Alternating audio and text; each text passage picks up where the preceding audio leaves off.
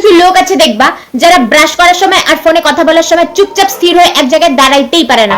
ফোনে কথা বলতে বলতে ড্রয়িং রুম থেকে বেডরুম, বেডরুম থেকে ব্যালকনি থেকে কিচেন, বাথরুম সব জায়গায় এরা ঘুরে বেড়ায়। হাঁটতে হাঁটতে কোনদিন দেখবো ওরা লাক্ষাদ্বীপ পৌঁছে গেছে। আবার কিছু কিছু পাবলিক আছে যারা চিৎকার করে কথা বলে, হ্যালো হ্যাঁ শুনতে পাচ্ছিস, আরে চুপ কর তো, চুপ কর, শোনা যাচ্ছে না কিছু।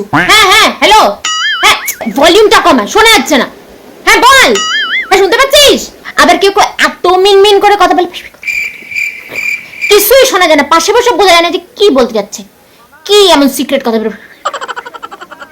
আবার অনেকে আছে যারা কথা বলতে বলতে কোনো না কোনো অ্যাক্টিভিটি করবে।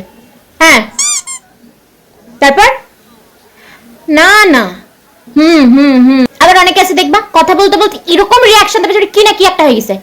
হ্যাঁ কি বলিস, হ্যাঁ ওহো, তারপর শুনেছি কিছুই হয় নাই, ওদের বাড়িতে কাজের মাসে আসে না, ওইটাই বলতেছিল।